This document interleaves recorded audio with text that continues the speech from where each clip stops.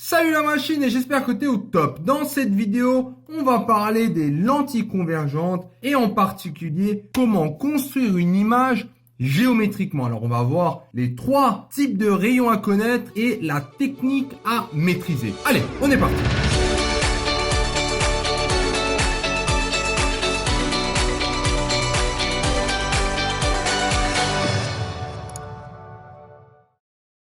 Petite précision avant de commencer, il est déjà très important de connaître la marge du rayon lumineux. Ça veut dire que là, en fait, on suppose que c'est dans ce sens-là. Ça veut dire que le rayon, il vient de là, donc il va dans cette direction. Ça, c'est toujours très important. Tu verras dans un exercice que des fois, ça peut être l'inverse. Si j'ai un objet qui est posé ici, donc je te rappelle, hein, ça veut dire que ça va être le côté objet, et ça va être le côté image. C'est séparé par la lentille convergente, d'où les flèches. Et là, on a les deux foyers. Foyer objet, foyer image. Ça, c'est l'axe optique. Et cette distance-là, c'est bien la distance focale. Alors, pour maintenant pouvoir voir, disons, l'image de cet objet sur un écran ici, il faut d'abord connaître les 3 rayons principaux. Alors, tu vas toujours partir sur ces 3 rayons particuliers. Le premier, le voici. Donc, si tu as un rayon, donc on va dire que maintenant, je veux avoir l'image d'un point B. Oui, alors je pars de B. Hein, je vais tracer un rayon qui va être quoi? Parallèle à l'axe optique. En fait, ce rayon, obligatoirement, il faut qu'il passe par le foyer. Ok? Donc lui, ça c'est le premier rayon à connaître, c'est le voilà. Voici notre premier rayon, ce qu'il donne. Tu vois peut-être pas encore où je veux en venir, mais on va continuer. Le deuxième rayon à connaître, c'est encore une fois, je pars de B, et cette fois-ci, je passe par le foyer. Oui, donc je passe par ce foyer, et quand je tape la lentille, ce qu'on sait sur ce rayon, c'est que ça va être parallèle à l'axe optique. Voilà. Et finalement, le troisième rayon, c'est le rayon qui passe directement par l'origine. Et lui, on sait une chose, c'est quand ça passe par l'origine, il trace sa route. Donc lui, il continue tout droit. On a 3 rayons différents. Et comment on fait maintenant pour représenter ça? Ben, on va justement appliquer ces 3 rayons. Commençons par le premier. Le premier, on a dit que c'est parallèle. Alors là, j'ai bien quelque chose de parallèle. Tac. Ça, c'est toujours le sens. Ça marche. Et il me dit que là, ben, il faut passer par le foyer. Donc, je passe par le foyer. Le deuxième, c'est je passe par le foyer. Et je sais qu'à la sortie, je suis parallèle. Tac. Et le troisième, donc normalement, il sert plus de vérification. Tu sais que s'il passe par l'origine, donc tu vois bien que ces 3 rayons, en fait, ils se coupent en un point. Et ce point, il va être le point B. Donc dans l'idée, ce qu'il faudrait, c'est mettre un écran exactement ici pour avoir un point B très net. Alors le point A, là c'est très simple parce que là on a un angle droit. Donc on sait que le point A, il va être ici, à l'intersection. Donc j'aurai quelque chose là. Ouais, et l'objet, il est là. Donc intéressant de voir déjà quoi? Que l'objet, il a une différente distance. Au niveau de la taille, ben, on ne sait pas trop si c'est la même. Bon, là, on dirait que c'est à peu près la même. Et surtout, le sens, il est inversé. OK? Alors, ça, c'est toujours les 3 caractéristiques qui nous intéressent. La taille, le sens et la position. Alors, observons une première chose. Si on approche l'objet du foyer objet, qu'est-ce qui se passe? Donc, ça, c'est bien le foyer objet. Ça, c'est le côté objet, côté image.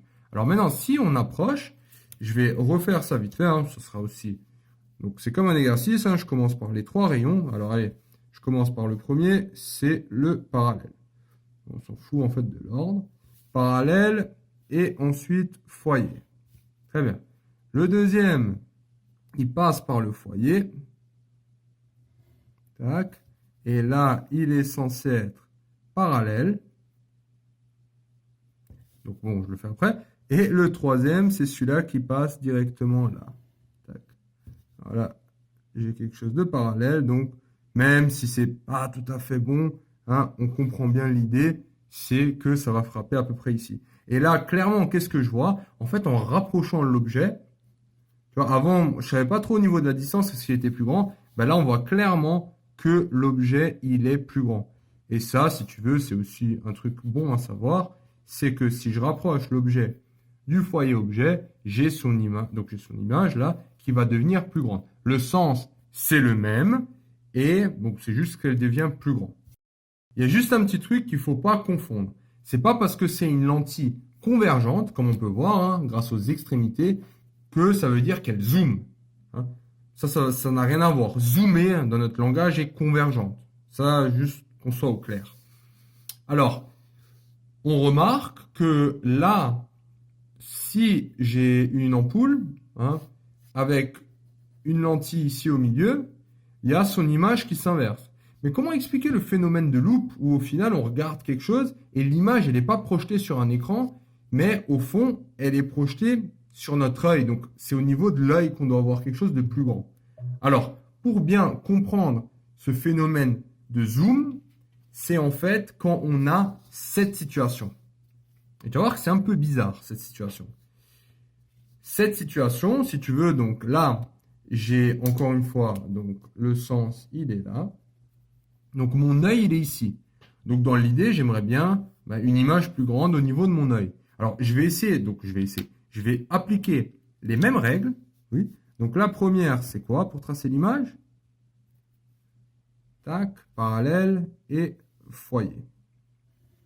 Ok. La deuxième, on a dit que c'est quoi? On a dit que ça passe par le foyer d'abord. Alors attends, on va passer celle-là directement. Donc on va faire celle-là, elle est plus simple. Tu vois déjà que là, déjà, ça va pas se couper. Tu dis, oula, mais j'ai faux alors. Non. Alors là, en fait, ce qu'il faut faire, c'est il faut rallonger dans l'autre sens. Tu comprends quand même que la particularité, c'est que mon objet, il est devant, donc si tu veux, là, devant le foyer. Ça, c'est mon foyer. Hein. Ça, c'est mes deux foyers. Donc là, tu vois clairement, déjà, la particularité, mon objet, il est derrière. Alors, on va juste aussi prolonger ce premier rayon et tu vois qu'en fait, l'intersection, cette fois-ci, elle se fait pas de ce côté-là, mais elle va se faire de ce côté-là. Et avec le dernier trait, ça serait la même chose. Hein. Tu refais le trait là, tac, et tu vas voir que ça va frapper. Du coup, on va aller en arrière au lieu de partir vers là. Donc, on peut partir vers là, hein, mais on va aussi partir en arrière et on a de nouveau cette intersection. Voilà. Donc là, clairement, on a un objet qui est ici. Et en fait, cet objet, si tu veux, il est là. Alors, ce qu'on voit déjà, c'est que c'est pas vraiment un objet réel. Hein. On ne peut pas projeter ça sur un écran. Non, parce qu'on l'a comme derrière nous. Donc, en fait, ça, c'est pas vraiment une image réelle. Donc, il faut juste comprendre que quand tu places ton objet entre l'origine et le foyer objet, tu vas avoir ce principe de loupe. Donc, imagine-toi maintenant, si mon œil il est là, je suis bien content d'avoir un objet plus grand. En fait, c'est ça qui se cache derrière. C'est l'idée de la loupe. OK? Donc, c'est en accord. Alors, on va terminer. L'approche géométrique, à présent, tu es une machine. Mais c'est pas fini parce que maintenant, si je te demande, OK, là, tu as une loupe. Ou quel est le phénomène? Tu me fais ça et après, tu t'en conclus, c'est le phénomène d'une loupe. Mais je te demande, OK, et quelle est la taille de cet objet? Ou bien, à quelle position est-il situé? Alors, je veux pas des mesures à la règle, mais je veux quelque chose avec des formules, quelque chose de précis. Je veux une approche mathématique. Et c'est ce qu'on va voir dans la prochaine vidéo grâce aux relations de conjugaison et grandissement. Voilà. Félicitations d'être arrivé jusqu'au bout de cette vidéo. Cette vidéo t'a plu? Ça tombe bien, il y en a encore. Sur matrix.fr, tu peux non seulement télécharger le résumé de cette vidéo, mais aussi retrouver tout ton programme avec plein d'exercices corrigés étape par étape. Tu peux aussi défier tes amis dans des jeux et te mesurer à la communauté Matrix pour gagner un cadeau tous les mois. On se retrouve sur matrix.fr.